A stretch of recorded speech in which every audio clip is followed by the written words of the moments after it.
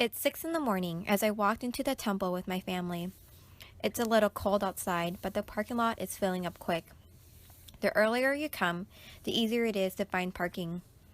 Many of the women are in the kitchen, setting up trays and prepping food for the monks. Everyone is hoping to gain merit, as anything you perform in the name of Buddha will give you the opportunity. After taking off my shoes at the door, I slowly walked into the prayer room and sat next to my family on the floor. Men are gathering all the offerings for the monks in the front, and women and children are settling down in the back. The bell is rung, and young novice monks walk in one by one. It's the end of the retreat, and today is the day the boys decide whether they want to continue being a monk or quit the temple and go to work or join a university. It's a tradition and passage that is important for Laotian families and expectations boys must do to honor family, earn merit, as well as obtain a connection to Buddha. The little Southeast Asian country of Laos is located between the countries of Vietnam, Thailand, Cambodia, and Burma. It is known as one of the world's third world countries and has recently opened its borders to outside culture. Laos is unlike other countries in that Buddhism, specifically Theravada Buddhism, is what flourished and shaped the culture and society of Laos since the 14th century. We reject the accumulation of scriptures and ideas which animate Mahayana and Tantric forms of the tradition, and believe in a world, while often a thing of joy, is also a place of suffering. The aim of Buddhism is to relieve the suffering of mankind by eliminating the cause of the suffering.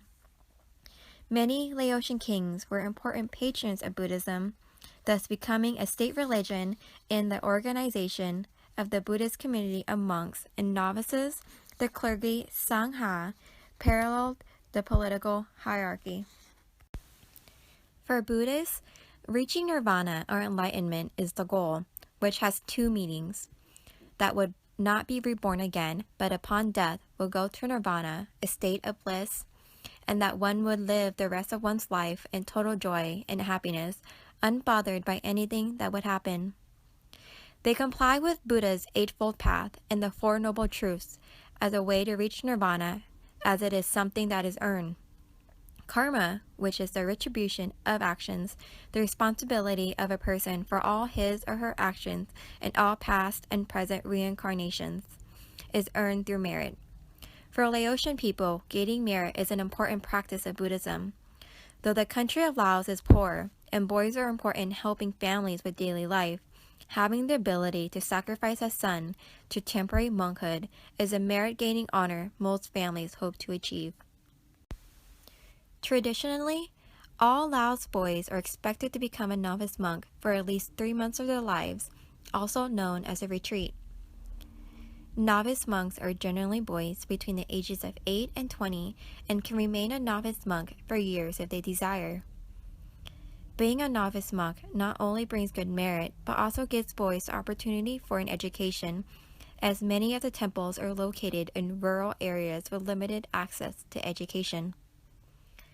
Novice monks learn to read and write, as well as learn the 10 precepts, translated through Pali.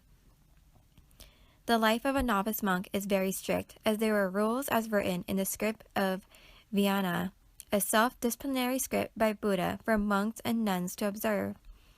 The sole purpose of the retreat serves to inculcate Buddhist values in these young boys and ensure tight relations between the monks and the community. They must wake up at 5 a.m., walk the streets for almsgiving at 6 a.m., eat only at 6 and 11 a.m., prays to Buddha 3 times a day, and has around 13 subjects of classes a day.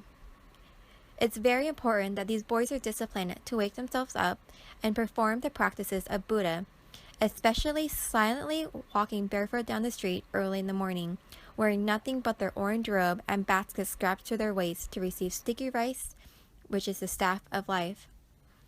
Meals are also and especially restricted, as monks believe eating is not for pleasure, but a necessity. Food cannot be eaten after noon, as this practice emphasizes the middle way. Similar to Buddhists complying with the Eightfold Path and the Four Noble Truths, Novice monks must comply with the 10 vows or precepts which are written in Pali. I undertake to observe the precept of abstaining from killing. I undertake to observe the precept of abstaining from stealing. I undertake to observe the precept of abstaining from any form of sexual act. I undertake to observe the precept of abstaining from false speech. I undertake to observe the precept of abstaining from liquor, alcohol, or intoxicants that may becloud the mind. I undertake to observe the precept of abstaining from taking solid food after midday. I undertake to observe the precept of abstaining from participating in or witnessing dancing, singing, music, and musical performances, and seemingly shows and sights. I undertake to observe the precept of abstaining from wearing garlands or using perfumes or any beautifying accessories. I undertake to observe the precept of abstaining from high and luxurious furniture. I undertake to observe the precept of abstaining from accepting gold and silver. After accepting the 10 precepts from the elder monks, they must pay homage to Buddha. Namo tassa bhagavato arahato samma sambuddhassa. Namo tassa bhagavato arahato samma sambuddhassa. Namo tassa bhagavato arahato samma sambuddhassa, which means praise to the perfect being, liberated from all defilement, the omniscient Buddha. Praise to the perfect being, liberated from all defilement, this omniscient Buddha. Praise to the perfect being, liberated from all defilement, this omniscient Buddha.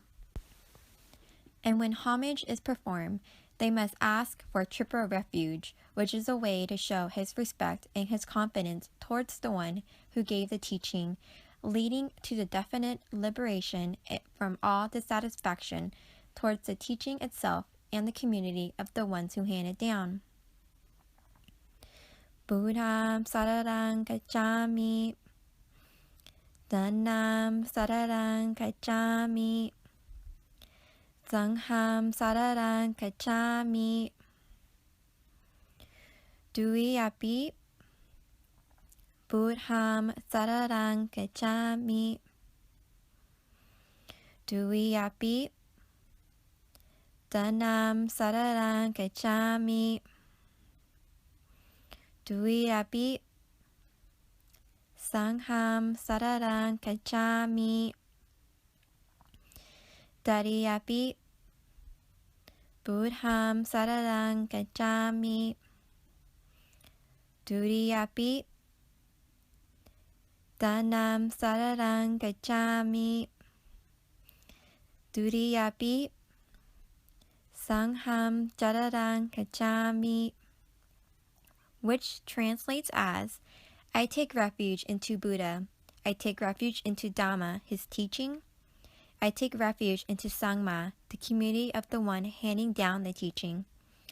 For the second time, I take refuge into Buddha.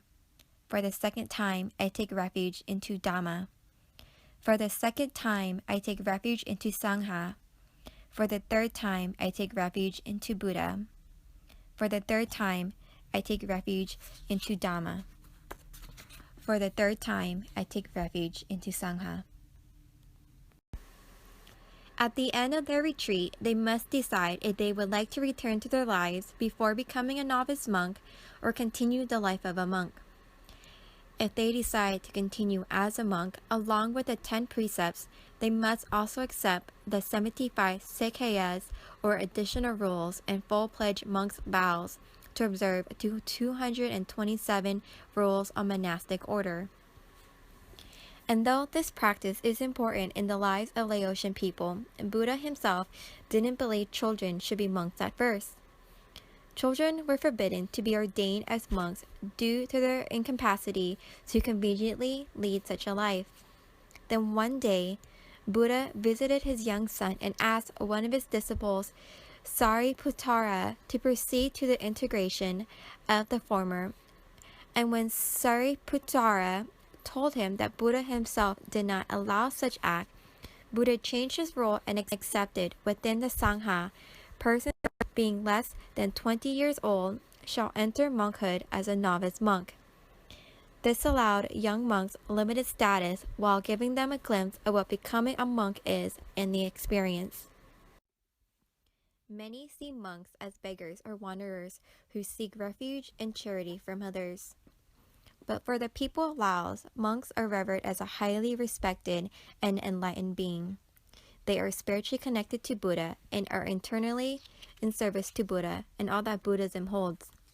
Novice monks are the first stage of entering the monk world. It may seem easy to live the life of a novice monk, but the life of a novice monk requires focused dedication to living and behaving in a certain way. Buddhism, specifically Theravada Buddhism, is an important way of life for the Laotian people. It isn't only a religion, but has built the society of Laos. For many Buddhists, entering and reaching nirvana or enlightenment is goal, but doing so, one must follow a set of rules and improve their karma. Earning merits can improve karma, and the best way to earn merit is by supporting the Sangha and following his practices.